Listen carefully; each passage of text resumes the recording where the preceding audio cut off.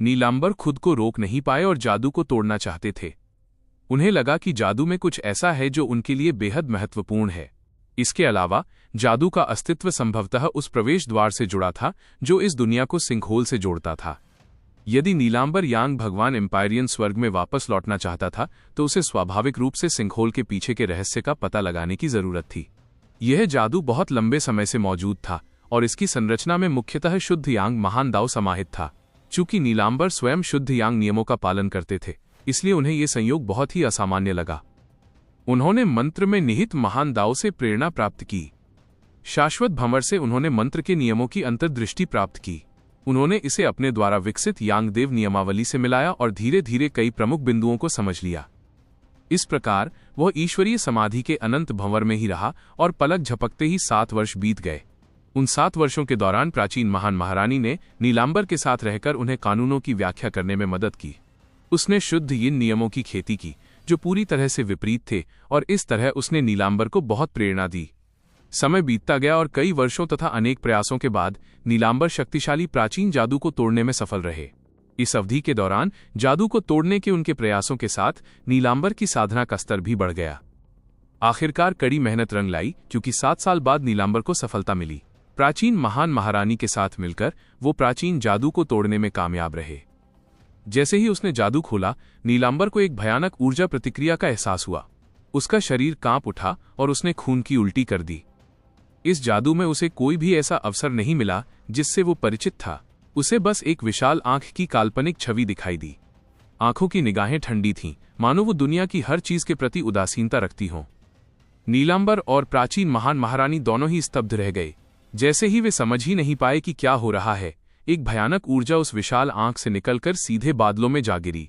ऊर्जा ने अभेद्य सागर में प्रवेश किया और फिर स्वर्गयुग दुनिया में, और फिर ये स्वर्ग को पार कर गई। दुनिया का आकाश टूटने और बिखरने लगा। डार्स, स्वर्ग के टूटने और धरती के बिखरने, डार्स का असली मतलब यही था। नीलांबर ने अपनी आंखों से नीले आकाश में विशाल दरारें पड़ते देखीं, फिर आसमान के टुकड़े के बड़े बड़े टुकड़े गिरे। ये आसमान के टुकड़े जमीन पर गिरे, पहाड़ों को तोड़ते हुए और नदियों को चीरते हुए। इसने कई प्राचीन सैन्य विरासतों को नष्ट कर दिया। चाहे मनुष्य हों या योद्धा, इस प्रलयकारी ऊर्जा के सामने वे तुच्छ प्रतीत होते थे। उनका जीवन प्रचंड तूफान में पानी की छोटी छोटी बूंदों के समान था। वे सब नष्ट हो गए। तुरंत ही संपूर्ण स्वर्गयुग विश्व बड़ी मात्रा में मृत्यु और चोट से भर गया। नीलांबर चौंक गया। वो जानता था कि आसमान से गिरे आसमान के टुकड़े असल में आकाश नहीं थे। आखिरकार आकाश तो बिना किसी सीमा के अनंत था। वो स्वर्गयुग की दुनिया को घेरे हुए किसी गेंद जैसा नहीं था। टूटे हुए आसमान के टुकड़े दरअसल एक और जादू थे। यह एक बड़ा जादू था जिसने पूरे स्वर्गयुग जगत को घेर लिया था। इस विशाल जादू ने उस दुनिया को सील कर दिया था जिसमें स्वर्गयुग दुनिया निवास करती थी। और यही वो जादू था जिसने नीलांबर को 12 दिव्य स्वर्गों में वापस जाने का रास्ता खोजने से रोका। तार्किक रूप से नीलांबर के साधना स्तर के साथ वो अपने शरीर से पूरी तरह से ब्रह्मांड की यात्रा कर सकता था, अनगिनत लोकों से होकर। नीलांबर ये समझ नहीं पा रहे थे कि इतने लंबे समय तक चलने वाले जादू से दुनिया को सील करने की क्षमता किसके पास है। इसके लिए बहुत ज्यादा प्रयास की जरूरत थी। और उसने ये सब क्यों किया? जादू नष्ट हो गया था और दुनिया में प्रकृति का संतुलन बिगड़ गया था। स्वर्गयुग दुनिया के निवासी या तो मर चुके थे या घायल थे। ये आर्मागेडन के किसी दृश्य जैसा लग रहा था। नीलांबर ने सब कुछ देखा। उसने महसूस किया कि उसका मन कांप रहा था और उसकी सांस फूल रही थी। उसे एहसास हुआ कि प्राचीन जादू को तोड़ने की उसकी ही वजह से ये सब हुआ था। ईश्वरीय दफन रसातल में उसे जो मिला वो कोई प्राचीन अवसर नहीं था। ये एक बक्सा था जिसमें एक दुष्ट राक्षस को बंद कर दिया गया था। भगवान दफन रसातल का अस्तित्व वास्तव में एक प्राचीन शक्तिशाली व्यक्ति के कारण था, जिसने दुनिया में एक दुष्ट दानव को बंद कर दिया था जहां स्वर्गयुग दुनिया रहती थी। ये संसार तो बस एक बर्तन था। ईश्वरीय समाधि स्थल वो स्थान था जहां मोहर रहती थी। और उसने 14 वर्षों तक उस बक्से को स्वयं खोला, जिससे उसके अंदर छिपे दुष्ट राक्षस को बाहर निकाला जा सका। ये विपत्ति पूरे 1 महीने तक चली, फिर धीरे धीरे थम गई। अधिकांशतः नष्ट हो चुकी दुनिया को देखकर नीलांबर काफी देर तक अवाक रहे। वो तो केवल 12 स्वर्गों में लौटना चाहता था, लेकिन उसने ऐसी त्रासदी कर दी। आखिरकार उसे समझ आ गया कि उसे जादू का आह्वान क्यों महसूस हो रहा था। उसे एक जानी पहचानी ऊर्जा का एहसास हुआ जो असल में दुष्ट राक्षस का लालच था। वह अनजाने में एक जाल में फंस गया था। विश्व मोहर हट जाने के बाद नीलांबर इस दुनिया से परे से आने वाली युआन क्यूई को महसूस कर सकता था। उसे ये भी महसूस हो रहा था कि वो अपनी शक्ति का उपयोग करके ब्रह्मांड की यात्रा कर सकता है और विशाल ब्रह्मांड में 12 दिव्य स्वर्गों तक वापस जाने का रास्ता खोज सकता है। लेकिन वो शायद वापस नहीं जा सकता था। जादू हट जाने के बाद ये दुनिया पहले से ही बाहरी दुनिया से जुड़ी हुई है। मुझे खुश होना चाहिए था, लेकिन अब मैंने एक बहुत बड़ी गलती कर दी है। प्राचीन महान महारानी का सामना करते हुए नीलांबर ने विलाप किया। अगर वो चला गया तो ये दुनिया तहस नहस हो जाएगी। इसके अलावा ईश्वरीय समाधि में बंद उस प्राचीन अस्तित्व में अथाह शक्ति थी। अगर वो पूरी तरह से फिर से प्रकट हो जाए तो वो 12 स्वर्गों के लिए भी त्रासदी का कारण बन सकता है। नीलांबर का मानना था कि अपने चरम पर भी वो निश्चित रूप से इस प्राचीन अस्तित्व के सामने कुछ भी नहीं था। उन्होंने 14 साल तक उस विशाल आंख को इस सरणी के केंद्र से बाहर निकलने में मदद की। जिसने वास्तव में इस दुनिया की मुहर तोड़ी वो आंख ही थी। प्राचीन महान महारानी ने एक शब्द भी नहीं कहा, क्योंकि वो नीलांबर के पीछे चुपचाप खड़ी थी। चाहे नीलांबर का निर्णय कुछ भी हो, वो उसका समर्थन करेगी। इससे पहले नीलांबर ईरा से पूछताछ करने के लिए 12 एम्पायरियन स्वर्गों में वापस जाना चाहता था और प्राचीन महान महारानी ने चुपचाप उसे 12 एम्पायरियन स्वर्गों का रास्ता खोजने में मदद की थी। अब नीलांबर अपनी गलती सुधारना चाहता था। प्राचीन महान महारानी भी, चाहे जो भी कीमत चुकानी पड़े, उसके साथ युद्ध में खड़ी रहेंगी। जब उस विशाल नेत्र ने इस संसार को घेरे हुए उस सील को पूरी तरह से नष्ट कर दिया तो वो एक शांत अवस्था में पहुंच गया। ऐसा लग रहा था मानो उसने जितनी भी ऊर्जा इकट्ठा की थी वो उस एक ही हमले में खत्म हो गई हो। नीलांबर ने महसूस किया कि यद्यपि विश्व की मुहर नष्ट हो गई थी, लेकिन विशालकाय आंख अभी भी भगवान दफन रसातल के शाश्वत भंवर के बंधन से पूरी तरह से बच नहीं पाई थी। भगवान दफन रसातल भी एक मुहर था। जब नीलांबर पहली बार इस दुनिया में आए और उन्होंने ईश्वरीय समाधि रसातल को देखा तो उन्होंने ईश्वरीय समाधि रसातल से एक काली किरण निकलती देखी, मानो कोई स्तंभ आकाश को थामे हुए हो। वो सीधे स्वर्गयुग दुनिया पर जा रही थी, मानो वो पूरी स्वर्गयुग दुनिया को थामे हुए हो। उस समय नीलांबर ने सोचा था कि किरण स्वर्गयुग दुनिया के निलंबित महाद्वीप का समर्थन करती है, लेकिन अब उन्हें एहसास हुआ कि ये पूरी तरह से मामला नहीं था। स्वर्गयुग दुनिया वास्तव में अनंत भंवर के ऊपर लटकी हुई थी। जब नीलांबर को इसका एहसास हुआ तो वो आकाश में उड़ गए और अपनी धारणा से पूरे स्वर्गयुग दुनिया को घेर लिया। इस क्षण उसे अचानक एहसास हुआ कि अनंत भंवर और अभेद्य सागर के ऊपर विशाल तैरता हुआ महाद्वीप वास्तव में एक नियमित वर्ग के आकार का था। यह नियमित आकार मोटा और समतल था। इसके अलावा महाद्वीप की गहराई में एक हल्का सा दाव आकर्षण भी घूम रहा था।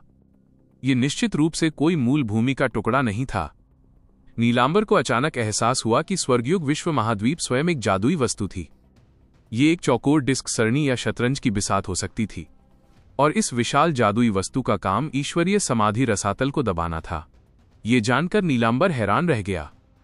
ईश्वरीय दफन रसातल के नीचे क्या दफन किया गया था? अस्तित्व को सीलबंद करने के लिए उस शक्तिशाली प्राचीन व्यक्ति ने जिसने सील बनाई थी, केवल इस दुनिया को सीलबंद करने तक ही सीमित नहीं रखा था। उसने तो ईश्वरीय समाधि रसातल की प्राचीन संरचना भी स्थापित की थी और उस प्राचीन संरचना को पूरी तरह से दबाने के लिए एक विशाल जादुई वस्तु का इस्तेमाल किया था। ऐसी विधि संभवतः ऐसी थी जिसकी तुलना कोई भी नहीं कर सकता था, यहां तक कि 12 स्वर्गों में भी नहीं। और यह मोहरों की परतों के कारण ही था कि वो भयानक आंख को नियंत्रित करने में कामयाब रही तथा जादू नष्ट हो जाने के बाद भी उसे भागने से रोक दिया। लेकिन ये तो बस समय की बात थी। नीलांबर को लगा कि अब और इंतजार नहीं किया जा सकता। उसने स्वर्गयुग दुनिया को पहले ही बहुत नुकसान पहुंचा दिया था। अनगिनत जीव मर चुके थे। विशाल आंख के पूरी तरह से मुक्त होने से पहले उसे अपनी गलती सुधारने के लिए कुछ करना जरूरी था। हालांकि जैसे ही नीलांबर प्राचीन दुष्ट दानव को सील करने का तरीका खोजने के बारे में सोच रहा था, 7 रहस्यमय लोग नीलांबर के सामने प्रकट हुए। 7 लोगों ने बड़े काले लबादे पहने हुए थे। लबादों के नीचे रहस्यमयी पैटर्न वाले काले कवच उकेरे हुए थे। उनके शरीर से प्राचीन भयावह आभा निकल रही थी। लबादा ओढ़े 7 आकृतियों के चेहरे छिपे हुए थे। बस धुंधली सी चमकती लाल आंखें दिखाई दे रही थीं। उनकी निगाहें ठंडी और उदासीन थीं। वे वहां मूर्तियों की तरह खड़े थे। सिर्फ आभा से ही नीलांबर को पता चल गया कि ये 7 इस दुनिया से नहीं हैं। उन्हें यकीन था कि वे प्राचीन जादू से निकले हैं। हालांकि प्राचीन आंख ने जादू को तोड़ दिया था, लेकिन ऐसा लग रहा था कि उसने बहुत ज्यादा ऊर्जा खर्च कर दी है, जिसके परिणाम स्वरूप वो गहरी नींद में सो गया। दूसरी ओर ये 7 लोग इंसान नहीं थे। वे दुष्ट राक्षस के संरक्षक थे और उन्हें दानव शिष्य नाम दिया गया था। 7 दानव शिष्यों के नीलांबर के पास आने का कारण उसे उनमें से एक बनाना था। उसे 8वां राक्षस शिष्य, मानव जाति का एक राक्षस शिष्य बनाना था।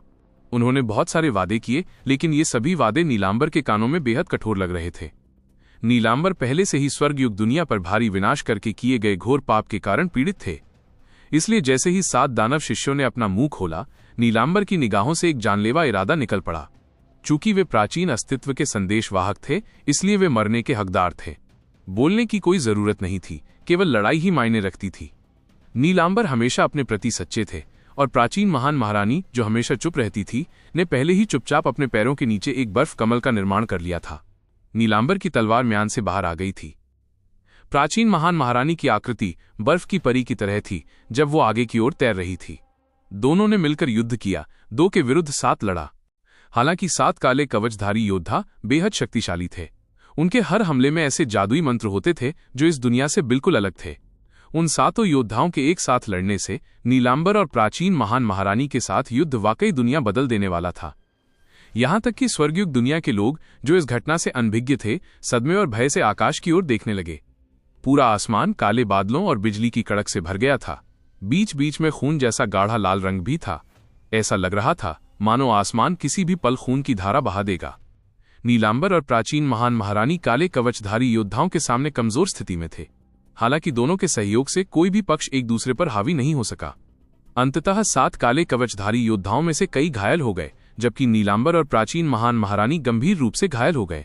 युद्ध जारी रखने में असमर्थ, वे केवल पीछे हट सकते थे। नीलांबर के पीछे हटने के बाद 7 दानव शिष्य अनंत भंवर में वापस नहीं लौटे। इसके बजाय उन्होंने स्वर्गयुग जगत के कई योद्धा कुलों और संप्रदायों का संहार करना शुरू कर दिया।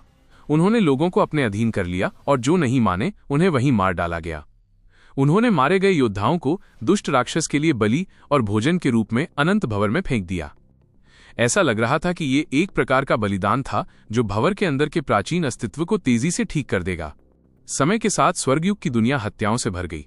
लोगों को अपना बचाव खुद ही करना पड़ा। भूमि विघटित हो गई, लेकिन ऐसे साहसी और धर्मी योद्धा थे जो आत्मसमर्पण करने के बजाय मरना पसंद करते थे। हालांकि सभी ऐसे नहीं थे।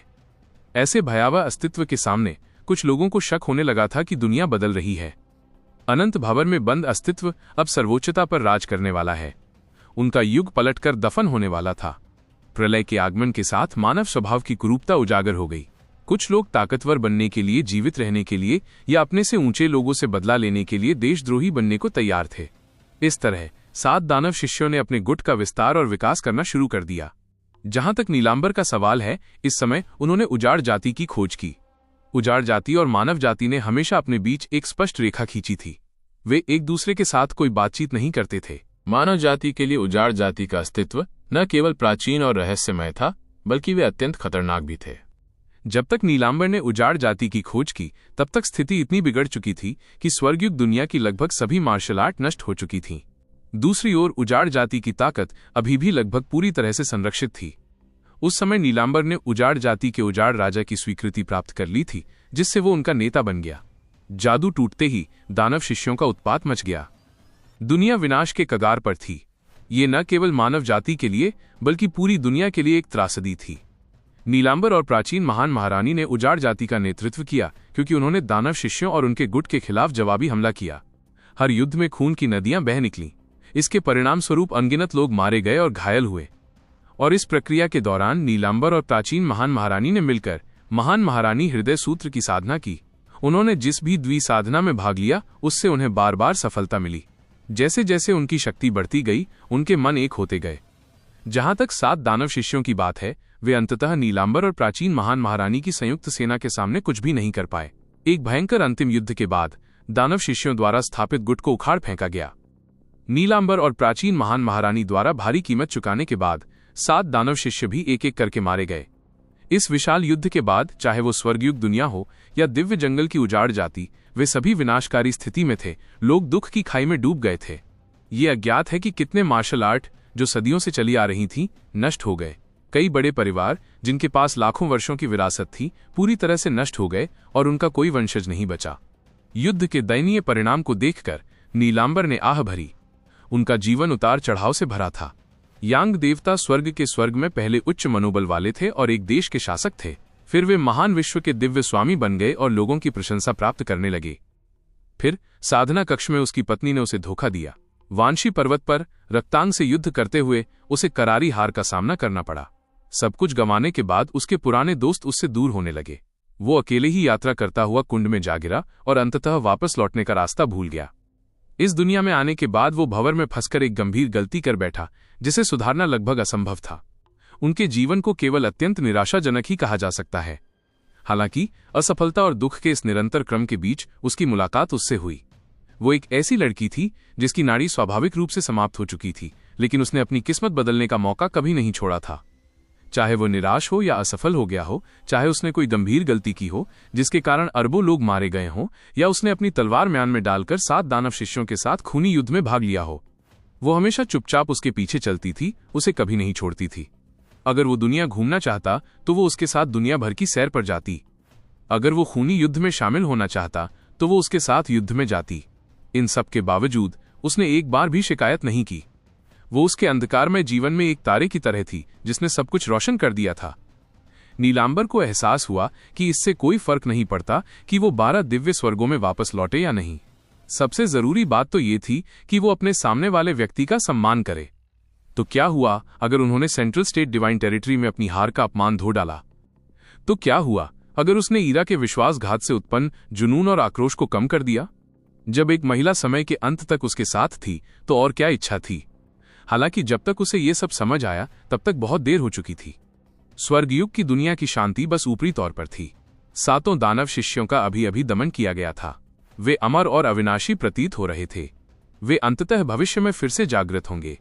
इसके अलावा अनंत भंवर में भयानक दुष्ट दानव बस अस्थायी रूप से सो रहा था।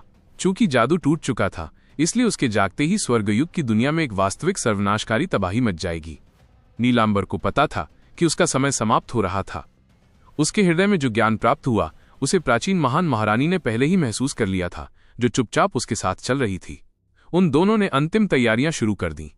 उन्होंने मिलकर महान साम्राज्ञी रहस्यवादी क्षेत्र की स्थापना की। उन्होंने अपनी विरासत उसमें छोड़ दी, इस उम्मीद में कि भविष्य में कोई उत्तराधिकारी उनके अधूरे मिशन को आगे बढ़ाएगा। महान महारानी के रहस्यवादी क्षेत्र में नीलांबर ने घास की झोपड़ी को, जहां वो पहली बार प्राचीन महान महारानी से मिले थे, पूरी तरह से स्थानांतरित कर दिया। घास की झोपड़ी में एक शराब का आनंद लेते हुए तलवार लहरा रहा था, जबकि दूसरा सिथर बजा रहा था और गा रहा था। वे एक अमर जोड़े की तरह थे। नीलांबर का उन्मुक्त जीवन उतार चढ़ाव से भरा था। अत्यधिक सुख और दुख दोनों का अनुभव करने के बाद वो जानता था कि खुशी अर्जित करना कितना कठिन है। यदि वो इस क्षण को हमेशा के लिए बनाए रख सके तो ये एक आनंदमय बात होगी। हालांकि चाहे वो नीलांबर हो या प्राचीन महान महारानी, वे जानते थे कि ये दिन ज्यादा दिनों तक नहीं रहेंगे। उनके बीच एक मौन सहमति थी, क्योंकि उन्होंने एक साथ गर्मजोशी के अंतिम क्षण का अनुभव किया था, अपनी हर सांस को संजो कर रखा था। हालांकि अंततः उन्हें ये सब खत्म करना पड़ा। घास की झोपड़ी छोड़ने के बाद नीलांबर ने पाठ का एक पैराग्राफ पीछे छोड़ दिया, जिसमें उन्होंने केवल यही कामना की थी कि वो और महान महारानी एक सामान्य जीवन जी सकें और तब तक एक दूसरे के साथ रहें जब तक उनके बाल सफेद ना हो जाएं। काश ये सब खत्म हो जाए। उसके बाद नीलांबर और प्राचीन महान महारानी ने हाथ में हाथ डालकर अनंत भंवर में प्रवेश किया, ताकि पहले से ही टूटी हुई सील को ठीक किया जा सके। स्मृति वहीं समाप्त हो गई, क्योंकि उनमें से कोई भी कभी वापस नहीं लौटा। ज्योति इस समय तक जाग चुकी थी। उसे नहीं पता था कि उसके बाद क्या हुआ था। उसे जरा भी अंदाजा नहीं था कि नीलांबर और प्राचीन महान महारानी अनंत भंवर के भीतर के अस्तित्व द्वारा मारे गए थे, या उन्होंने दुष्ट राक्षस को बंद करने के लिए कोई जादू करने में अपने जीवन का उपयोग किया था। प्राचीन महान महारानी और नीलांबर के जीवन के बारे में सोचते हुए उन्हें भारी दुख और खुशी की भावनाओं से भर दिया। और अब उसे और आदर्श को अपनी विरासत और विरासत भी मिल गई थी। आदर्श और ज्योति दोनों चित्रों के सामने मौन और गहन विचार में खड़े थे। अभी अभी जब वे दोनों अपने अपने लंबे स्वप्न में थे, उन्होंने नीलांबर और प्राचीन महान महारानी के जीवन का अनुभव किया था। उन्होंने इस दुनिया को देखने और यिन यांग के नियमों को समझने के लिए उस प्राचीन दंपत्ति की आंखों का इस्तेमाल किया था। ये आदर्श और ज्योति दोनों के लिए एक दुर्लभ अवसर था। दोनों ने एक दूसरे की आंखों में देखा। उन्हें लगा कि उन्होंने महारानी हृदय सूत्र की अपनी समझ को और गहरा कर लिया है, और अगर वे अभी से साधना शुरू कर दें तो उन्हें जेड मैरो आध्यात्मिक ऊर्जा और नौ यांग आध्यात्मिक ऊर्जा की साधना में सफल होने में ज्यादा समय नहीं लगेगा। किसने सोचा होगा कि स्वर्ग युग की दुनिया में ऐसा रहस्य छिपा है। हम जिस दुनिया में हैं वो बस एक सीलबंद बर्तन है, और ईश्वरीय समाधि रसातल में अनंत भंवर उस सील का मूल है। स्वर्गयुग की दुनिया बस एक विशाल जादुई वस्तु है जिसे दबाकर सील किया जा सकता है। आदर्श को आज भी वो समय याद था जब वो पहली बार स्वर्गयुग की दुनिया में पहुंचा था। वो अथाह सागर के ऊपर तैर रही थी और उसके चिकने किनारे खड़ी चट्टानों जैसे थे। दूर से वे क्षितिज पर फैली अनंत दिव्य दीवारों जैसे लग रहे थे। उस समय आदर्श स्वर्गयुग दुनिया के शानदार स्वरूप से प्रभावित था। केवल अब उसे एहसास हुआ कि ये एक जादुई वस्तु थी। ईश्वरीय समाधि रसातल में मौजूद प्राचीन दुष्ट दानव बहुत भयानक है। इसे फिर से सील करने के लिए यहाँ तक कि नीलांबर और प्राचीन महान महारानी भी उनके जाने के बाद कभी वापस नहीं लौटे। वे अंततः सील पूरा करने में असफल रहे और अब यह मिशन हमारे कंधों पर आ गया है। ज्योति ने आ भरी। उसकी आंखों में थोड़ी झिझक थी, लेकिन वो और भी दृढ़ थी। महान महारानी के रहस्यमय क्षेत्र में उसने अपनी स्वाभाविक रूप से समाप्त हो चुकी मध्याह्न रेखाओं को जोड़ने का रास्ता खोज लिया था। प्राचीन महान महारानी उसके लिए एक गुरु के समान थी। स्वाभाविक रूप से वह प्राचीन महान महारानी द्वारा सौंपे गए महत्वपूर्ण कार्य को छोड़ नहीं सकती थी। इसके अलावा लिन परिवार स्वर्गयुग दुनिया में था। चाहे वो सूजी हो या कुलमाता लिन, वे आदर्श के अलावा ज्योति के सबसे प्रिय लोग थे। स्वर्गयुग दुनिया के विनाश के दौरान वो निष्क्रिय नहीं बैठ सकती थी। ज्योति आदर्श की ओर मुड़ी। उसने देखा कि वो चुप था और उसकी आंखें बंद थीं, मानो वो जो कुछ भी देख रहा था उसे पचा रहा हो। काफी देर बाद उसने फुसफुसाते हुए कहा, ज्योति, चलो उस जगह चलते हैं। मुझे लगता है अब हम वहां प्रवेश कर सकते हैं। आदर्श बोलते हुए वो हॉल से बाहर चला गया, जो गॉड एडवेंट टावर की तीसरी मंजिल पर था। ज्योति चुपचाप उसके पीछे पीछे चली। वो उस प्राचीन महान महारानी के पदचिन्हों पर चल रही थी, जिसने इतने साल पहले नीलांबर का अनुसरण किया था। वे दोनों सीढ़ियां चढ़ते गए। वे धीरे धीरे एक एक कदम आगे बढ़े। वे रोशनी से भरे दरवाजे पार करते गए। गॉड एडवेंट टावर की छठी मंजिल तक पहुंचने में उन्हें पूरा 1 घंटा लग गया। ये गॉड एडवेंट टावर का सबसे ऊपरी स्तर था। जब वे पहली बार यहां आए थे तो दरवाजा कसकर बंद था और स्थिर खड़ा था। 5 साल तक साधना करने और प्राचीन महान महारानी और नीलांबर के जीवन का अनुभव करने के बाद आदर्श और ज्योति एक बार फिर दरवाजे के सामने खड़े थे, लेकिन उनकी मानसिकता पहले से पूरी तरह से अलग थी। उन्होंने एक दूसरे की आंखों में देखा और अपनी हथेलियां दरवाजे पर रख दीं। बम! दोनों के युआन क्यूई फट गए। भारी दरवाजे पर बने जटिल प्राचीन पैटर्न एक एक करके चमकने लगे। उनके शरीरों के बीच शुद्ध यिन और यांग के नियम उमड़ पड़े। प्राचीन दरवाजे से निकलने वाली चमक की तीव्रता बढ़ने लगी, क्योंकि इससे पूरा गॉड एडवेंट टावर प्रकाशित हो गया। आदर्श और ज्योति ने अपनी ऊर्जा को अधिकतम तक प्रसारित किया, क्योंकि उनकी यिन और यांग ऊर्जाएं शून्य में गुंथ गईं, जिससे एक महान दाव चित्र का निर्माण हुआ। का की आवाज गूंजते ही वो पुराना दरवाजा मानो पिघल गया। आखिरकार भारी दरवाजे के दोनों किनारे बीच से धीरे धीरे खुल गए। महान महारानी के रहस्यमय क्षेत्र में प्रवेश करने के बाद से आदर्श और ज्योति ने वहां 6 साल बिताए थे। 6 साल बाद वे ईश्वरीय आगमन मीनार के अंतिम तल पर पहुंचने में सफल हुए। आखिरकार इस दिन ईश्वरीय आगमन मीनार उनके लिए पूरी तरह से खुल गई थी। धमाका! दरवाजा पूरी तरह से खुल गया और मानो धूल से सने इतिहास का एक टुकड़ा अलग हो गया हो। एक आदिम आभा उनके अंदर प्रवेश करने से पहले ही बाहर निकल आई। ऐसा लग रहा था जैसे दरवाजे के पीछे की जगह में 2 आंखें हैं, जो समय के समुद्र को पार कर दूर से उन्हें देख रही हों। ऐसा लग रहा था जैसे दरवाजे के पीछे से कोई फुसफुसाहट आ रही हो। पता नहीं किसकी आवाज थी। वो फड़फड़ाती हुई आवाज मानो किसी को पुकार रही हो या कोई कहानी सुना रही हो जो किसी को पता न हो। इस खास एहसास ने आदर्श और ज्योति की सांसें रोक दीं। आदर्श को लगा कि उसमें कुछ ऐसा है जो उसके भीतर गूंज रहा हो। उसने गहरी सांस ली और ज्योति का हाथ पकड़ते हुए धीरे धीरे दरवाजे से बाहर चला गया। अंदर आश्चर्यजनक रूप से शांति थी। वे उस जगह में कदम रखने वाले पहले व्यक्ति थे जो इतने सालों से बंद थी। ये बस एक शांत कमरा था। उनके सामने एक लकड़ी की मेज थी, जिस पर कुछ बांस की चटाइयां रखी हुई थीं। लकड़ी की मेज चिकनी थी और उस पर धूल नहीं जमी थी। मेज की लकड़ी की बनावट आंखों को साफ दिखाई दे रही थी और उसके ऊपर टिमटिमाते हुए लैंप से नीली रोशनी आ रही थी।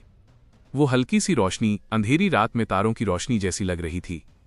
पता नहीं कितने सालों से ये दिया जल रहा था। ऐसा लग रहा था जैसे इस कमरे का मालिक कभी गया ही नहीं। लकड़ी की मेज को देखने के बाद आदर्श खुद को उसके पास जाने से नहीं रोक सका। उस समय ये सबसे अधिक संभावना थी कि नीलांबर बांस की चटाई पर बैठे थे। आदर्श बैठ गया और एकाएक वो आवाज जो उसने पहले फुसफुसाहट के रूप में सुनी थी, उसके कानों में फिर से गूंज उठी। मानो कोई अदृश्य आकृति बिल्कुल उसकी तरह वहां बैठी कोई कविता सुना रही हो। ये आदर्श का भ्रम नहीं था, बल्कि एक वास्तविक आवाज थी। नीलांबर तो चले गए थे, लेकिन उनकी उस समय की आभा और उनकी आवाज अभी भी अक्षुण्ण थी। हालांकि इतना समय बीत चुका था, फिर भी वो इस कक्ष में प्रकट हो सकती थी। इससे ये सिद्ध हो गया कि नीलांबर की कानूनों के बारे में समझ कितनी गहरी और गहन थी, और ऐसा व्यक्ति अनंत भंवर के नीचे भयानक अस्तित्व के खिलाफ असहाय था। आदर्श ने गहरी सोच में डूबे हुए लकड़ी की मेज की तरफ देखा। उस पर एक काली डिस्क रखी थी जो ज्यादा आकर्षक नहीं थी। उसके अलावा उसके पास एक सूती थैला भी लापरवाही से रखा हुआ था। आदर्श ने काली डिस्क उठाई और तुरंत एक तीव्र प्रतिध्वनि हुई। आदर्श की युआन क्यूई फटते ही उसके साथ खिंच गई। गोलाकार डिस्क चमक उठी और एक छवि प्रक्षेपित हुई। ये छवि एक छोटा टावर थी। ये ईश्वर आगमन टावर है, ज्योति ने कहा। आदर्श भी हैरान था। इस गोलाकार डिस्क ने ईश्वर के आगमन टावर को प्रक्षेपित किया था, और इसे ध्यान से महसूस करके वो और भी हैरान था। ये गोलाकार डिस्क गॉड एडवेंट टावर की मुख्य डिस्क सरणी थी। नीला यांग टोकन हाथ में लिए आदर्श ने अपनी धारणा को डिस्क सरणी में डुबो दिया। अचानक उसने महसूस किया कि उसकी धारणा ईश्वरीय आगमन मीनार के हर कोने तक फैल गई है।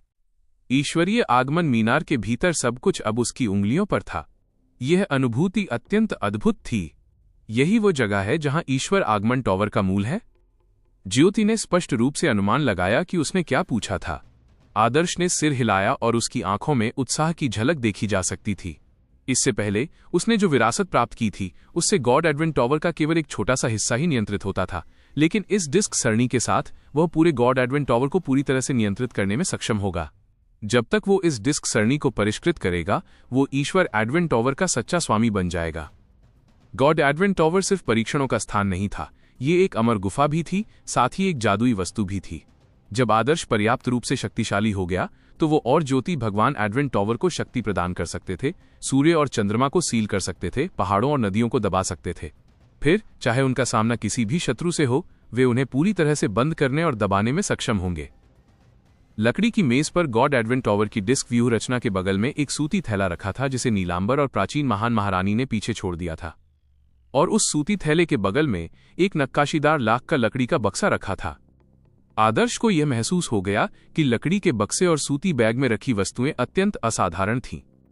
पहले लोगों ने अनुमान लगाया था कि रहस्यलोक में एक महान महारानी का तहखाना है, और अगर वो गलत नहीं था तो शायद यही वो तहखाना था। हालांकि तिजोरी लोगों के अनुमान से बहुत अलग थी। तिजोरी में खजाने की संख्या बहुत कम थी, लेकिन प्रत्येक खजाना अत्यंत कीमती था। आदर्श ने लकड़ी का बक्सा खोला। लाखों सालों के बाद बक्सा पहली बार खोलने पर एक हल्की बर्फ नीली लकीर जैसी आकृति निकली। बर्फ जैसी धुंध उठी और शून्य धुंधला हो गया।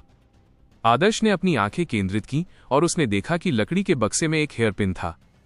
हेयरपिन ऐसा लग रहा था मानो क्रिस्टल से तराशा गया हो। हेयरपिन के एक सिरे पर एक जीवंत नीले नीलकंठ की नक्काशी थी जो बेहद बारीकी से उकेरी गई लग रही थी, और दूसरा सिरा गहरी रूनिक रेखाओं से ढका हुआ था। यह हेयरपिन स्पष्टतः एक खजाना था। आदर्श ने हेयरपिन की ओर देखा और उसे लगा कि दरवाजे के बाहर खड़े होकर उसने जो नजर महसूस की थी वो इसी हेयरपिन से आई थी। जब वो हेयरपिन उसके हाथ में होता था तो उसे ऐसा महसूस होता था जैसे कोई उसे देख रहा हो। आदर्श ने अपनी समझ को हेयरपिन में गहराई तक डुबोया और उसे एहसास हुआ कि इसमें प्राचीन महान महारानी का आभामंडल समाहित है। प्राचीन महान महारानी द्वारा विकसित शुद्ध यिन नियम आदर्श द्वारा विकसित नियमों से बिल्कुल अलग थे, इसलिए उसके लिए इसकी गहराई को पूरी तरह से समझना मुश्किल हो रहा था। ये हेयरपिन प्राचीन महान महारानी द्वारा छोड़ा गया एक खजाना है। ज्योति, आप इसे परिष्कृत कर सकती हैं। आदर्श ने हेयरपिन ज्योति को सौंप दिया, जिस पर उसने सिर हिलाया और हेयरपिन ले लिया। हेयरपिन की आभा कुछ ऐसी थी जिसे ज्योति भी समझ नहीं पाई। उसे थोड़ा सा आभास हो रहा था कि प्राचीन महान महारानी ने हेयरपिन में ढेर सारा दाव आकर्षण और अंतर्दृष्टि छोड़ी है। इससे हेयरपिन में कुछ आध्यात्मिक गुण आ गए, जिसके परिणाम स्वरूप लोगों को ऐसा महसूस हुआ कि कोई उन्हें देख रहा है। इस बात को नजरअंदाज करते हुए कि हेयरपिन को एक दाव आइटम के रूप में भी इस्तेमाल किया जा सकता है, सिर्फ इसे पहनने से ही इसके भीतर के आकर्षण की समझ हासिल की जा सकती है। ज्योति के लिए ये एक बहुत बड़ा अवसर था। हेयरपिन के बाद आदर्श ने अपना ध्यान छोटे सूती बैग की ओर लगाया। सूती थैला लगभग हथेली के आकार का था और उसके हाथ में हल्का था। जब आदर्श ने अपनी समझ को गहराई से समझा तो उसे एहसास हुआ कि सूती थैले के भीतर एक विशाल स्वतंत्र स्थान छिपा है। ये एक कॉस्मोस बैग था। कॉस्मोस बैग अंतरास्थानिक छल्लों के समान था और इसका उपयोग बहुमूल्य वस्तुओं को संग्रहित करने के लिए किया जाता था। हालांकि कई अंतरास्थानिक वलयों का जीवनकाल सीमित था। वलयों की गुणवत्ता के अनुसार हजारों वर्षों के बाद अंतरास्थानिक वलयों के भीतर का स्थान अस्थिर हो जाएगा और अंततः ये पूरी तरह से ढह जाएगा। हालांकि आदर्श के हाथ में जो कॉस्मोस बैग है वो नष्ट नहीं होगा, अरबों साल बाद भी वो नष्ट नहीं होगा। चूंकि कॉस्मोस बैग अब मालिकहीन था, इसलिए जब आदर्श ने अपनी धारणा को उसमें डुबोया तो वो इसे आसानी से खोल सका। कॉस्मोस बैग के अंदर का स्थान बहुत बड़ा था। यह आदर्श के पास मौजूद अंतरिक्षीय वलयों से हजारों गुना बड़ा था। हालांकि एक चीज को छोड़कर यह ज्यादातर खाली था। वह वस्तु लगभग 7 फुट ऊंची थी। खड़ी होने पर वो किसी पत्थर की मूर्ति जैसी लग रही थी, जिसे नक्काशी के लिए इस्तेमाल किया गया हो। पत्थर की मूर्ति की सतह पर सुंदर रूनिक पैटर्न बने हुए थे जो आग की लपटों जैसे दिखते थे। इस समय आदर्श की शुद्ध यांग नियमों की समझ बेहद गहरी थी। उसे बस एक नजर डालने की जरूरत थी कि ये ज्वाला जैसे रूनिक पैटर्न इसलिए थे क्योंकि इस पत्थर के टुकड़े को शुद्ध यांग भूमि में रखा गया था। लाखों वर्षों के बाद शुद्ध यांग महान दाव ने स्वाभाविक रूप से इस पर रूनिक पैटर्न बना लिए थे। आदर्श के मन में कुछ विचार आए जब उसने धीरे से अपने हाथ से पत्थर को छुआ। पत्थर भारी और कठोर था, लेकिन जैसे ही आदर्श की उंगलियों ने उसे छुआ, उसकी सतह पर कई दरारें दिखाई दी। पा पा पा। जैसे जैसे दरारें बढ़ती गईं और साफ होती गईं, हल्की हल्की चटकने की आवाजें गूंजने लगीं। वे मकड़ी के जाले जैसी लग रही थीं। ओ! ज्योति घबरा गई। ये अजीब पत्थर स्वाभाविक रूप से यहां रखा गया एक अनमोल खजाना था, लेकिन आदर्श के छूते ही ये क्यों टूट गया? कोई चिंता नहीं। आदर्श ने हाथ हिलाया और उस अजीब पत्थर को गौर से देखने लगा। शुद्ध यांग नियमों की उसकी समझ स्वाभाविक रूप से ज्योति से ज्यादा गहरी थी। चूंकि ये एक दिव्य वस्तु थी जो सर्वोच्च यांग भूमि में जन्म लेने का परिणाम थी, इसलिए वो जानता था कि क्या हो रहा है। दरारों की संख्या बढ़ती गई और वे बड़ी होती गईं। कुछ सेकंड बाद दरारों से सुनहरी रोशनी फूट पड़ी। इन किरणों से आकाश में इंद्रधनुष का निर्माण हुआ और यह अत्यंत सुंदर था। पा पा पा। सुनहरे प्रकाश के साथ टूटे हुए पत्थर की बाहरी परतें उखड़ने लगीं। जैसे ही बाहरी परतें जमीन पर उतरीं, वे सफेद धूल बन गईं और जमीन पर बिखर गईं। ज्योति मदद नहीं कर सका, लेकिन आंखें सिकोड़ लीं क्योंकि किरणें बहुत तीव्र थीं। अंततः पत्थर की सभी बाहरी परतें गिर गईं और एक अजीब वस्तु जमीन पर आ गिरी। वो अजीब सी चीज लगभग 3 फीट लंबी थी, बिल्कुल चिकनी और मां के गर्भ में पल रहे भ्रूण जैसी लग रही थी। ये गहरे सुनहरे रंग का था, बहुत भारी लग रहा था और इसकी बनावट धातु जैसी थी, तो फिर ये भ्रूण जैसा कैसे लग रहा था? ये क्या है? ज्योति पूछे बिना नहीं रह सका। एक दिव्य वस्तु जो चरम यांग भूमि से पोषित है। आदर्श ने धीरे से गहरे सुनहरे रंग की वस्तु को छुआ, क्योंकि उसने ध्यान से इसके भीतर दाव पैटर्न को महसूस किया। इस दुनिया में चरम यांग भूमि के उदाहरण शुद्ध यांग लावा की सबसे गहरी गहराई या विशेष तारों के केंद्र थे। इन क्षेत्रों में शुद्ध यांग ऊर्जा कल्पना से परे प्रबल थी। शुद्ध यांग नियमों में पारंगत कोई भी महान गुरु ऐसी जगह में प्रवेश करने पर जलकर राख हो सकता था। हालांकि वहां दिव्य वस्तुएं थीं जो अपने आसपास के सार को अवशोषित कर सकती थीं और धीरे धीरे स्वयं का निर्माण कर सकती थीं। लाखों वर्षों के शुद्ध यांग ऊर्जा के शोधन के बाद ये बहुमूल्य खजाने गुणवत्ता और मूल्य के अथाह स्तर पर पहुंच गए। अगर मैं गलत नहीं हूं तो ये ड्रैको का पहला सच्चा सोना है, आदर्श ने समझाया, क्योंकि वो ज्योति की तुलना में शुद्ध यांग दाव के बारे में अधिक जानता था। ड्रैको पहला सच्चा सोना? ज्योति दंग रह गई। जैसे ही उसने उस कीमती वस्तु को फिर से देखा, उसकी आंखों में एक चमक आ गई। इस स्तर की दिव्य वस्तु किसी किंवदंती के बराबर थी। एक विचित्र पत्थर जो चरम यांग भूमि में खुद को परिष्कृत करते हुए दुनिया के सार को अवशोषित कर लेता है। एक प्राकृतिक दाव ऋण बनाता है जो सबसे आदिम नाममात्र रूप जैसा दिखता है। फिर ये विचित्र पत्थर खुद को शुद्ध करके असली सोने में बदल लेता है। इसे तथाकथित स्वर्णिम स्पर्श कहा गया। ड्रैको फर्स्ट ट्रू गोल्ड स्वर्णिम स्पर्श के अनुभव का चरम बिंदु था। इस तरह की सामग्री सचमुच एक रत्न है। अगर इसे किसी हथियार में ढाला जाए तो यह एक दिव्य कलाकृति बन जाएगी। दुर्भाग्य से इसे परिष्कृत करना बहुत मुश्किल है। ज्योति ने धीरे से अपना सिर हिलाया। चाहे वो हो या आदर्श, उनके लिए ड्रैको फर्स्ट ट्रू गोल्ड को परिष्कृत करना संभव नहीं था। एक प्राकृतिक दिव्य वस्तु जो चरम यांग भूमि में शुद्ध यांग दिव्य नरक में परिष्कृत होने के बाद बनाई गई थी, उसे उन दोनों द्वारा कैसे परिष्कृत किया जा सकता है? इस तरह की वस्तु बहुत मूल्यवान है, लेकिन हम फिलहाल इसका उपयोग नहीं कर सकते। ज्योति के ये कहते ही आदर्श ड्रैको फर्स्ट ट्रू गोल्ड के सामने गहरी सोच में डूब गया। उसने ड्रैको फर्स्ट ट्रू गोल्ड की सतह पर लगे दाव रूनों को धीरे से छुआ। काफी देर बाद उसकी आंखों में एक अजीब सी चमक दिखाई दी। उसने खुश होकर कहा, इसे निखारने की कोई जरूरत नहीं है, मैं इसका इस्तेमाल करना जानता हूं। यह पहले से ही एक दिव्य वस्तु है जिसे यांग के भयंकर नरकों ने तपाया है। इसकी कीमत अकल्पनीय है। आदर्श की बात सुनकर ज्योति ने आश्चर्य से उसकी ओर देखा। उसे ऐसी दिव्य वस्तु समझ में नहीं आई। ज्योति, अगर मैं गलत नहीं हूं तो ये Draco first true gold Nilambar को सिंकहोल के भीतर से प्राप्त हुआ था। वो जानता था कि ये क्या है, लेकिन उसने इसे जल्दबाजी में हथियार में नहीं बदला। इसके बजाय उसने इसे गॉड एडवेंट टॉवर के सबसे ऊपरी तल पर रखा और गॉड एडवेंट टॉवर की विशाल संरचना की नींव का उपयोग करके इसे धीरे धीरे पोषित किया। ऐसा इसलिए क्योंकि नीलांबर को पहले ही पता चल गया था कि ड्रेको फर्स्ट ट्रू गोल्ड में क्या खासियत है। जैसे जैसे आदर्श ने बात की, उसने ड्रेको फर्स्ट ट्रू गोल्ड पर दाव रून्स को छुआ ताकि उसकी परिकल्पना की पुष्टि हो सके।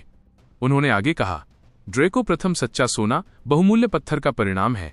इसने लाखों वर्षों तक शुद्ध यांग स्वर्गीय दाव के अधीन रहकर अंततः पत्थर से सोने में परिवर्तित होने का अनुभव किया है। ड्रेको प्रथम सच्चा सोना स्वर्ण स्पर्श के अनुभव का चरम बिंदु भी है। जब ड्रेको प्रथम सच्चा सोना चरम यांग भूमि में विद्यमान रहेगा तो ये शुद्ध यांग को आत्मसात करेगा, विकसित होगा और स्वर्ग और पृथ्वी को महसूस करने में सक्षम होगा। धीरे धीरे सच्चा सोना मांस और रक्त को जन्म देगा। जब ऐसा होगा तो ड्रेको फर्स्ट ट्रू गोल्ड में भी जीवन आ सकता है। भविष्य में जब ड्रेको फर्स्ट ट्रू गोल्ड जीवित होगा तो उसके शरीर में एक दाव शरीर वाला दिव्य भ्रूण होगा जो एक अद्वितीय और उत्कृष्ट व्यक्ति होगा। ज्योति ये सुनकर दंग रह गई कि आदर्श ने क्या कहा। तुम्हारा मतलब है हमारे सामने ड्रेको फर्स्ट ट्रू गोल्ड ने पहले ही मांस और रक्त का शरीर पैदा कर दिया है? संभवतः ये मेरे अनुभव से हुआ है, आदर्श ने एक निश्चित तरीके से कहा। एक बहुमूल्य पत्थर के बीच में ड्रेको फर्स्ट ट्रू गोल्ड था। सच्चे सोने में मांस और रक्त का एक शरीर था। यह एक दिव्य शरीर के समान था जो स्वर्ग और पृथ्वी के नियमों से स्वाभाविक रूप से निर्मित हुआ था। यह सृजन की चमत्कारी शक्ति का प्रदर्शन करता था। अगर असली सोने में सचमुच मांस और खून का एक पिंड है तो उसे हथियार में बदलना बहुत ही बेकार होगा। ज्योति ने अपना सिर हिलाया। वो जानती थी कि आदर्श के आत्मविश्वास से उसे इस कीमती पत्थर का इस्तेमाल करने का तरीका मिल ही गया था। आदर्श ने कहा, बेशक अगर मेरा अनुमान सही है तो जब नीलांबर ने ड्रेको फर्स्ट ट्रू गोल्ड प्राप्त किया तो उसने पहले ही मांस और रक्त के शरीर को जन्म दे दिया था, लेकिन यह अभी भी परिपक्व नहीं था, इसलिए यह नीलांबर के लक्ष्यों को प्राप्त करने में असमर्थ था। नीलांबर ने इसे यहां गॉड एडवेंट टॉवर के शीर्ष तल पर छोड़ दिया ताकि ये लाखों वर्षों तक विशाल सरणियों द्वारा पोषित हो सके।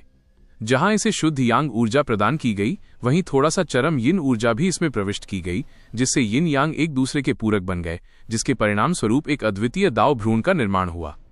कम से कम लाखों वर्षों के पोषण से ये दाव भ्रूण पहले ही आकार ले चुका है और गर्भधारण से पहले ही नीलांबर ने दाव भ्रूण पर एक आध्यात्मिक छाप छोड़ी थी।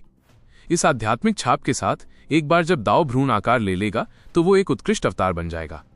आदर्श को इस बात का पूरा यकीन था क्योंकि उसने पहले ही ड्रेको फर्स्ट ट्रू गोल्ड दाव भ्रूण के भीतर नीलांबर की आध्यात्मिक छाप को महसूस कर लिया था। यदि आध्यात्मिक छाप न होती तो ड्रेको प्रथम सच्चे स्वर्ण दाव भ्रूण को अपनी बुद्धि विकसित करने में कुछ मिलियन वर्षों से भी अधिक समय लगता, और एक बार आध्यात्मिक छाप पड़ जाने के बाद ये ताओ भ्रूण नीलांबर के साथ एक मन का हो जाएगा और ताओ भ्रूण की अपनी बुद्धि विकसित नहीं होगी। हालांकि नीलांबर के अनंत भंवर में लुप्त हो जाने के साथ लाखों वर्ष बीत जाने के साथ दाव भ्रूण के अंदर नीलांबर की आध्यात्मिक छाप पहले ही पूरी तरह से सूख चुकी थी। चेतना का एक धागा जीवन की अग्नि के बिना अस्तित्व में नहीं रह सकता, विशेष रूप से अपने मुख्य शरीर को इतने लंबे समय तक छोड़ने के बाद। आदर्श, आपने जो कहा उसके अनुसार यदि आप अपनी चेतना को दाव भ्रूण में रोपते हैं तो क्या ड्रेको फर्स्ट ट्रू गोल्ड आपका अवतार नहीं बन जाएगा? ज्योति समझ गई थी कि आदर्श क्या इशारा कर रहा था। एक बार जब आदर्श को दाव भ्रूण का अवतार मिल गया तो यह आदर्श के लिए बेहद फायदेमंद होगा। कानूनों को समझने से प्राप्त अंतर्दृष्टि की उपेक्षा करते हुए केवल दाव भ्रूण की शक्ति ही अत्यंत शक्तिशाली होगी। आदर्श ने सिर हिलाया। हाँ, ये दाव भ्रूण भविष्य के लोगों के लिए नीलांबर द्वारा छोड़ी गई एक शानदार विरासत है। जब नीलांबर प्राचीन अस्तित्व को सील करने के लिए ईश्वरीय दफन रसातल के अनंत भंवर में प्रवेश कर रहे थे, तब तक ड्रेको प्रथम सत्य स्वर्ण ने आकार नहीं लिया था। ये इतना धीमा था कि इतने रहस्यमयी खजाने का आकार लेना असंभव था। इसे समय के जादू में भी तेज नहीं किया जा सकता था। जैसे जैसे समय जादू ने खुद को समय के सामान्य तीर से अलग किया, उन्होंने ड्रेको प्रथम सत्य स्वर्ण की स्वर्ग और पृथ्वी के स्वर्गीय दाव को महसूस करने की क्षमता को भी अलग कर दिया। नीलांबर लाखों वर्षों के बीत जाने का इंतजार नहीं कर सकता था, इसलिए उसने बस ड्रेको फर्स्ट ट्रू गोल्ड को यहां छोड़ दिया, जिससे भविष्य के लोगों को एक अवसर मिल सके। अब लाखों वर्षों के बाद जब आदर्श और ज्योति यहां पहुंचे, तब तक अवतार ने आकार ले लिया था। ड्रेको का पहला सच्चा सोना एक चरम यांग वस्तु थी और इसे केवल आदर्श ही परिष्कृत कर सकता था। अगर ज्योति अपनी शुद्ध यिन ऊर्जा का इस्तेमाल इस अवतार को नियंत्रित करने के लिए करती तो वो खुद को घायल कर लेती। आदर्श ने अपना हाथ उस जगह पर रखा जो दाव भ्रूण के माथे की तरह दिख रहा था और उसने अपनी चेतना का एक हिस्सा ड्रेको फर्स्ट ट्रू गोल्ड में इंजेक्ट कर दिया। सच्चे सोने की गहराई में एक भ्रूण के शिरोबिंदु, अंग और रक्त वाहिकाएं पहले ही बन चुकी थीं। आदर्श की चेतना ने शिरोबिंदुओं का अनुसरण किया और ड्रैको प्रथम सच्चे सोने के दाव भ्रूण के आत्मा सागर में स्थापित हो गई। आदर्श की चेतना के उसमें प्रवेश करते ही नीलांबर द्वारा छोड़ी गई मुरझाई हुई चेतना ने अपना कार्य पूरा कर लिया था। वो पहले से ही सड़ रही मृत लकड़ी के टुकड़े की तरह राख में बदलने लगी। नीलांबर की चेतना को लुप्त होते देख आदर्श भावुक हो गया। एक युग का अद्वितीय व्यक्तित्व इस तरह राख में बदल रहा था। पता नहीं इस भव्य महान संसार में कितने उत्कृष्ट लोग दफन हो गए थे। आदर्श ने दाव भ्रूण का सामना किया और उसे गहरा प्रणाम किया। ये धनुष नीलांबर की शानदार मार्शल आर्ट और उनके चरित्र के सम्मान के साथ साथ भविष्य के लोगों के लिए विरासत छोड़ने की दयालुता के लिए था। आदर्श की चेतना दाव भ्रूण के आत्मा सागर के अंदर गहराई से समा गई और वे धीरे धीरे एक के रूप में एकीकृत हो गए। विभाजित चेतना को एक नया शरीर मिलने से वो इस शरीर के माध्यम से दुनिया को महसूस कर सकती थी। ये एहसास जादुई था। इस समय ड्रैको फर्स्ट ट्रू गोल्ड दाव भ्रूण ने एक चमकदार दिव्य प्रकाश उत्सर्जित करना शुरू कर दिया जो भव्य रंगों से बना था। ड्रैको फर्स्ट ट्रू गोल्ड धीरे धीरे पिघल गया। चरम यांग भूमि से उत्पन्न सच्चा सोना स्वयं ही पिघल जाता है, यद्यपि एक मार्शल आर्ट मास्टर के लिए इसे परिष्कृत करना कठिन होता है। पिघला हुआ सच्चा सोना धीरे धीरे गहरे सुनहरे कवच के टुकड़ों में संगठित हो गया। आदर्श जैसा दिखने वाला एक युवक सुनहरी रोशनी से प्रकट हुआ। ये युवक आदर्श जैसा सिर्फ इसलिए था क्योंकि वो पूरी तरह से इंसानी रूप में नहीं था। उसके शरीर के कई हिस्से मांस और खून से नहीं बल्कि गहरे ड्रैको फर्स्ट ट्रू गोल्ड से बने थे। आखिरकार किसी अवतार के प्रारंभिक अवतार के लिए ये शरीर पूरी तरह से विकसित नहीं हुआ था। आदर्श ने अपने विचारों से इस बाहरी शरीर को नियंत्रित किया। धीरे धीरे उसने शरीर की मरम्मत की और ड्रैको फर्स्ट ट्रू गोल्ड को मांस और रक्त में बदल दिया। ये मरम्मत वास्तव में केवल सतही थी। ड्रैको फर्स्ट ट्रू गोल्ड का शरीर पूरी तरह से मांस और रक्त का नहीं बना था, कम से कम उसका आधा हिस्सा अभी भी ट्रू गोल्ड था। समय के साथ जब ड्रैको फर्स्ट ट्रू गोल्ड का पूरा रूपांतरण हो गया, जिसके परिणाम स्वरूप अवतार का पूर्ण रूप सामने आया, तो वो स्वयं एक चरमदाव शरीर बन गया। आदर्श इस चरमदाव शरीर का उपयोग कानूनों में अंतर्दृष्टि प्राप्त करने के लिए भी कर सकता था, जिसके परिणाम स्वरूप गुणन प्रभाव होता था। आकर्षक। आदर्श के विचार पहले ही उसके ड्रैको फर्स्ट ट्रू गोल्ड अवतार पर केंद्रित हो चुके थे। उसने धीरे धीरे अपनी मुट्ठियां भींची और अपने अवतार की दृष्टि से अपने असली शरीर को देखा।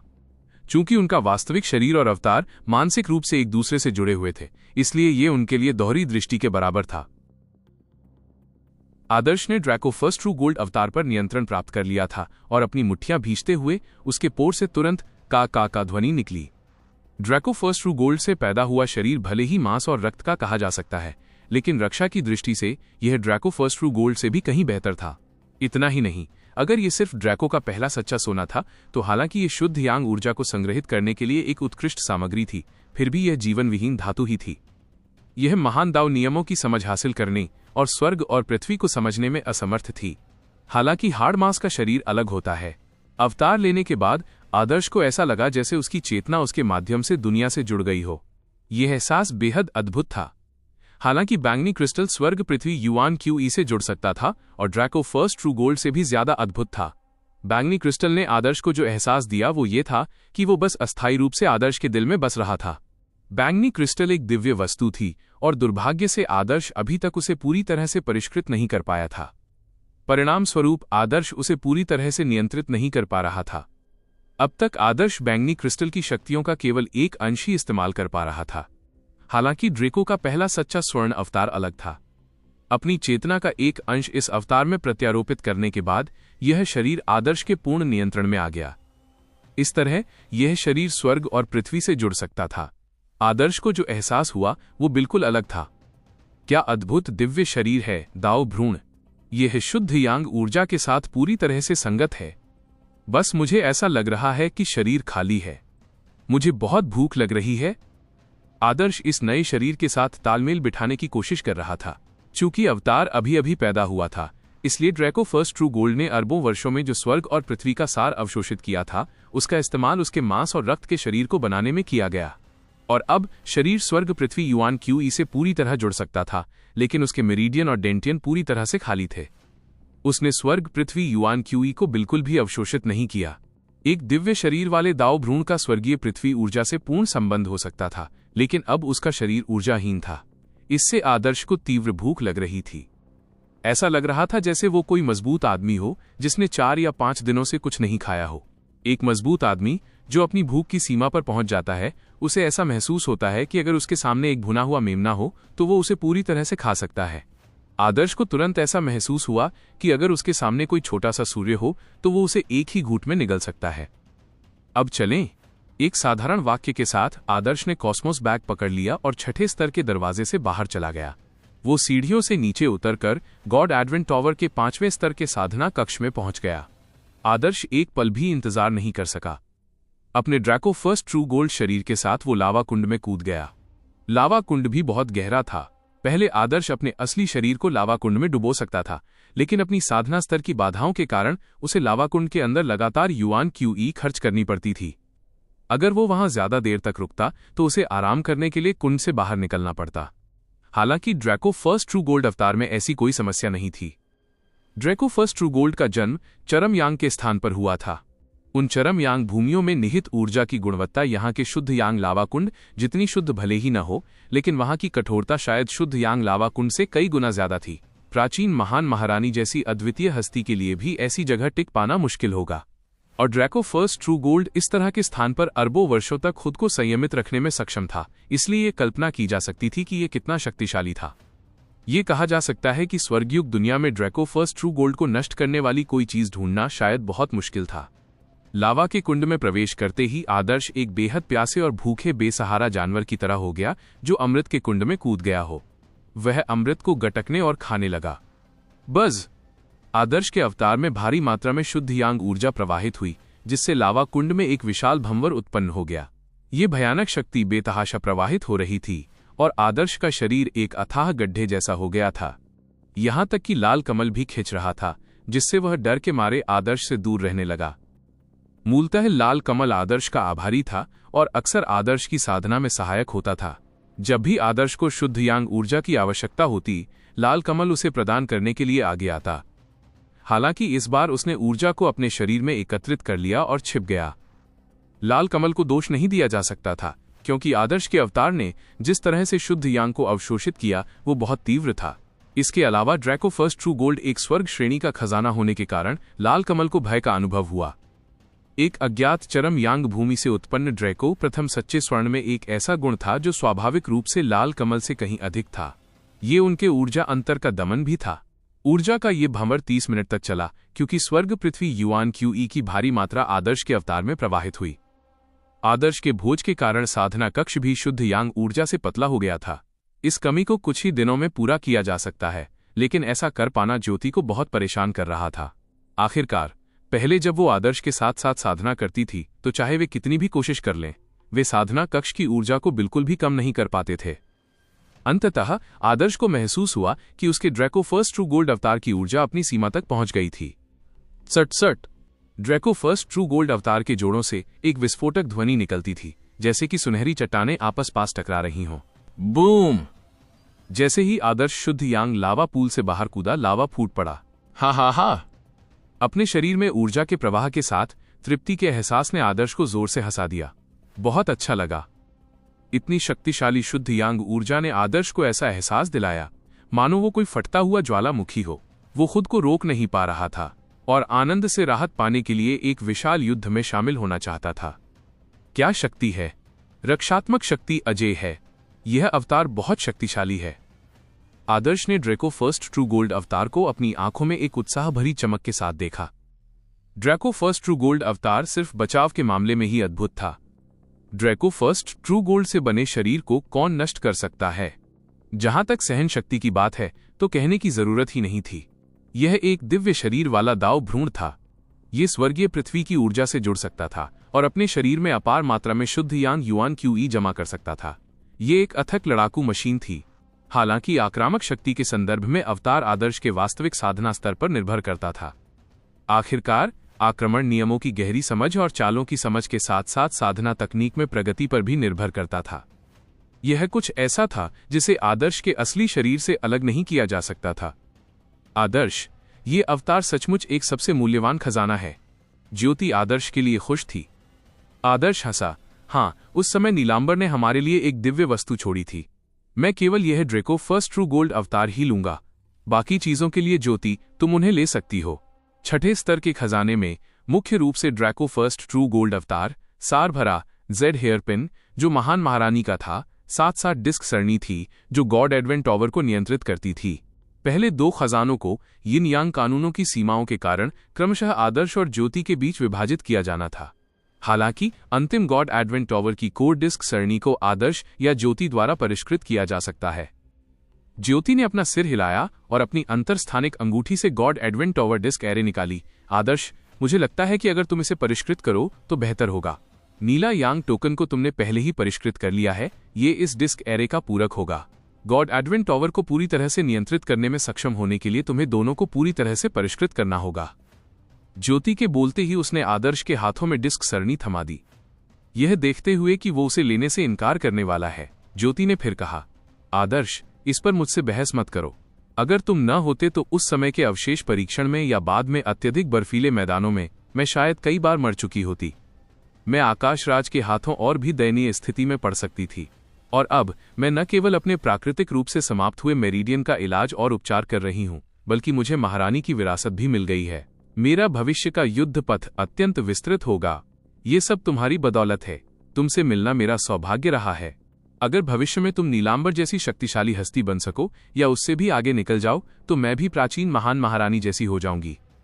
तुम्हारा फैसला चाहे जो भी हो, मैं चुपचाप तुम्हारा अनुसरण और समर्थन करूंगी। ज्योति के शब्द उसके दिल से निकले थे।